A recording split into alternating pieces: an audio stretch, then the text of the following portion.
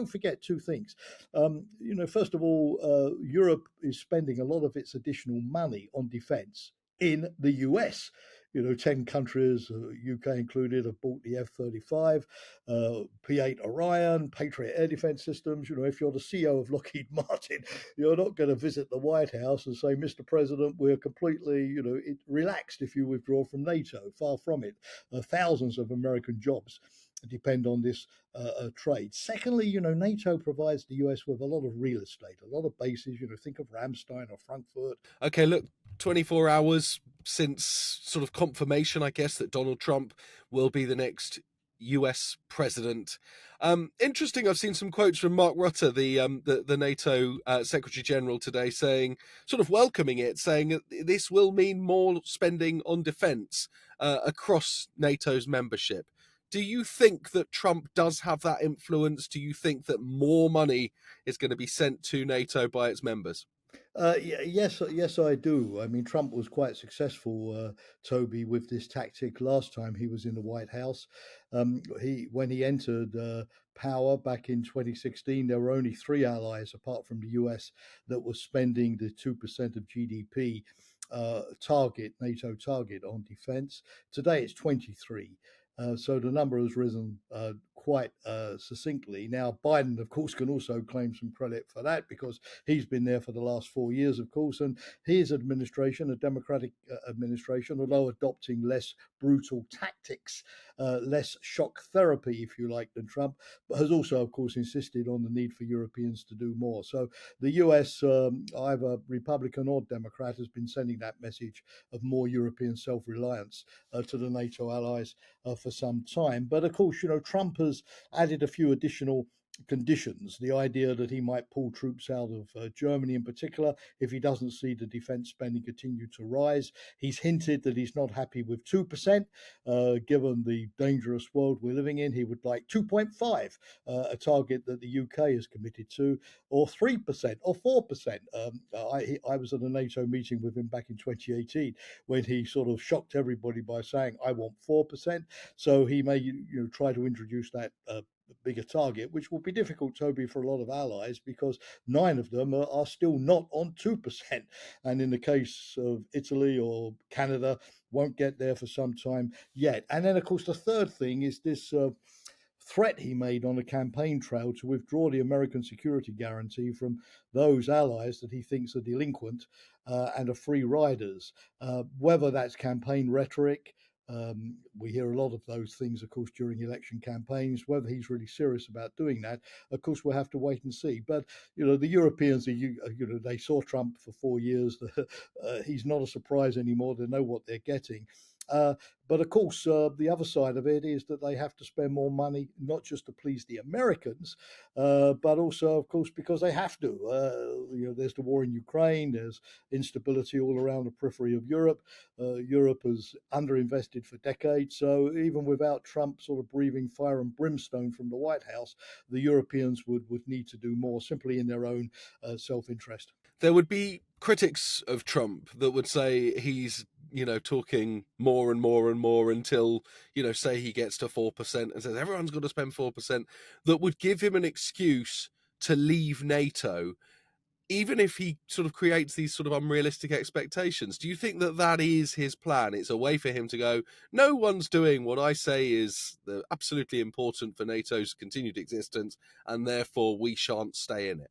Well, that's obviously the $64 million question, but there's no evidence yet that Trump is really determined to pull the United States out of NATO, and there's more evidence that he's been using it as a kind of lever, a pretext, a threat to sort of keep the Europeans in a mood of uncertainty and anxiety and oblige them to spend more. And I suppose, given the evidence of Trump's first term, he would say, hey, I use some rough tactics, but this works, and I get more defense spending out of Europeans than more polite predecessors like Barack Obama were able to do. There is still strong support, Toby, in the Republican Party for NATO. If you look at this Project 2025 document that everybody's talking about as the sort of blueprint for a second Trump term, it's supportive of NATO. Even Ukraine, it's much more mainstream. I suppose we sort of will have to wait and see a little bit who he picks as advisors. I mean, if, for example, somebody like Mike Pompeo returns as Secretary of State, he's going to put pressure on the Europeans, but he supports NATO. So, how Congress breaks on this, that it has a say as well. I mean, the Senate has even passed a law prohibiting Trump, the president, from withdrawing from NATO without Senate consent. So, Congress has the military, the American defense industries, they all have their voice in the debate. And don't forget two things. First of all, Europe is spending a lot of its additional money on defense in the US. 10 countries, UK included, have bought the F-35, P-8 Orion, Patriot air defense systems. If you're the CEO of Lockheed Martin, you're not going to visit the White House and say, Mr. President, we're completely, relaxed if you withdraw from NATO. Far from it. Thousands of American jobs depend on this trade. Secondly, NATO provides the US with a lot of real estate, a lot of bases. Think of Ramstein or Frankfurt, which the US regularly uses for operations in the Middle East. Naples, NATO base, is also where the Sixth Fleet, also very involved in the Red Sea and the Middle East, is used as well. This is a marriage that's gone on for 75 years. There's a great deal of entanglement which applies to the American strategic posture globally as a whole. So my sense is no, Trump won't pull out of NATO, but he will, see that threats work, and he'll see that this shock therapy could be useful to get more out of the allies. He certainly will want the allies to be more self-reliant, more supportive of the United States. And the choice for the Europeans is if they go in that direction or if they decide that the US has become a rather unpredictable ally and go more towards independence and their own sort of plans and their own vision of what they need.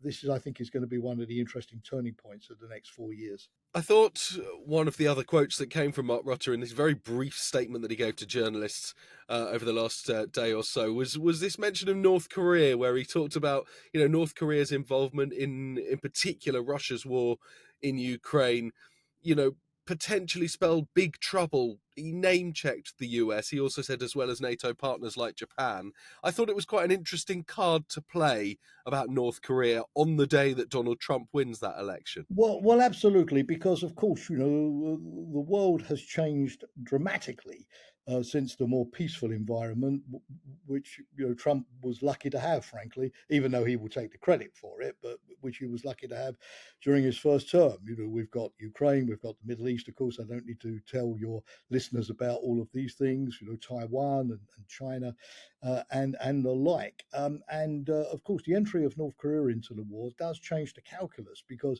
it means that Putin now has a ready supply of cheap mercenaries. North Korea has suggested that the 10,000 they've sent so far is the tip of the iceberg.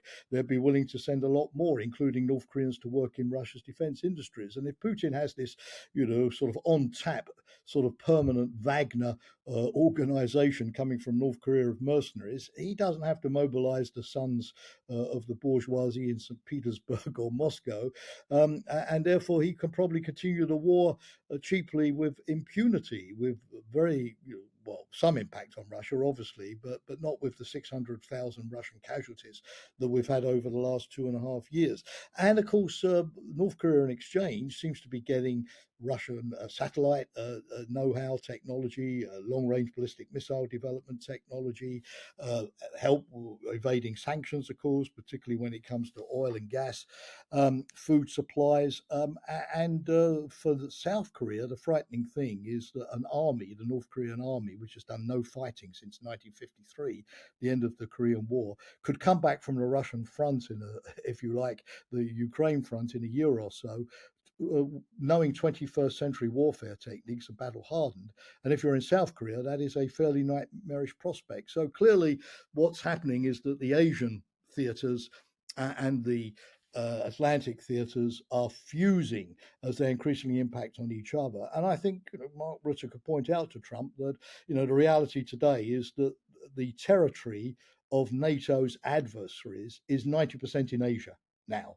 If you think of Iran assisting Russia, North Korea, China, and Russia itself. And so Ukraine has now become a forcing mechanism for these four authoritarian countries to draw closer together. Trump may feel that he has good relations with two, Russia and North Korea, but that remains to be seen in reality. But he certainly has bad relations with the other two, Iran and China. So I think from Rutte's perspective, he's right strategically. Because this is happening, Toby. But I think politically, it's also a very deft card to play to say, look, Mr. President, you may have think that all of this was just an affair of your good relationship with Vladimir Putin, but it's not. It's about something much more geostrategically significant, where the US could be very much the loser if it doesn't stop this from happening. And another argument, if I may, is that Trump, of course, likes to avoid wars. He made that crystal clear. But caving in Ukraine and having Russian troops threatening NATO directly on the Polish border is probably the easiest way in which the United States would get dragged into a war because of its membership of NATO. So keeping Ukraine independent between Russia and the West considerably reduces the chance that America would end up fighting another war in Europe. So there are arguments, but whether Trump will pick them up immediately, I think this is going to require a lot of persistent engagement. I think Rutte will, he'll use up his sort of frequent flyer miles going over to Washington over the next couple of years, but trying to get those arguments through to Trump will, I think, be one of his main priorities. Well, I just wanted to put to you, I mean, obviously, there's been a lot of EU leaders who have been talking up their relationships with Donald Trump, but I picked up a post on X from the chair of the Estonian Parliamentary Foreign Affairs Committee. This is Marko Mikkelsen. He says, Europe, be ready to fight for yourself and your friends. Regardless of Trump's presidency, Europe must do everything to preserve the transatlantic alliance. He says NATO's toughest years lie ahead. I wonder where you come down on that final sentence, given now that Trump is in and that there are nervous, particularly Eastern European nations? Well, I think, Toby, there are three things that I would say. I mean, first of all, foremost, of course, the NATO alliance has been a great historic success. It's benefited both sides. Of course, America has got in Europe allies who have gone off to Iraq, whether they wanted to or not, and Afghanistan, helped the United States in all kinds of crises around the world. It's not been the kind of one way relationship that Trump often presents. And of course, the trading relationship for both sides is one of the most important in the world, too. So Trump number one was not as bad as everybody feared. Trump made a lot of noise, but at the end of the day, American aircraft came over for exercises. Ships came over. The Americans invested more money in infrastructure in places like Estonia and Poland. So life pretty much went on. And I suppose there is a kind of European hope that once Trump settles down, facing the realities of the world, it will be more Trump 1.0 repeated than Trump 2.0. But my second point, of course, is nobody knows. Trump is now free. The checks and balances in America are not working any longer. He controls the Congress, he controls the judiciary, he has this big popular mandate. So who's going to restrain him? That's, I think, going to be a key point. And he may, yes, do radical things. So Europe, I think, has to spend more on its defense, on its industrial policy, on its supply chain to become more self-reliant and form other partnerships, with Canada, countries in the Asia Pacific, the relationship between the EU and the UK with Turkey. All of these things are going to be very important. Europe won't be able to sort of put all of its eggs in the US basket. But this is not a bad thing, Toby, because it will convince Trump, hopefully, that the Europeans are good allies to have.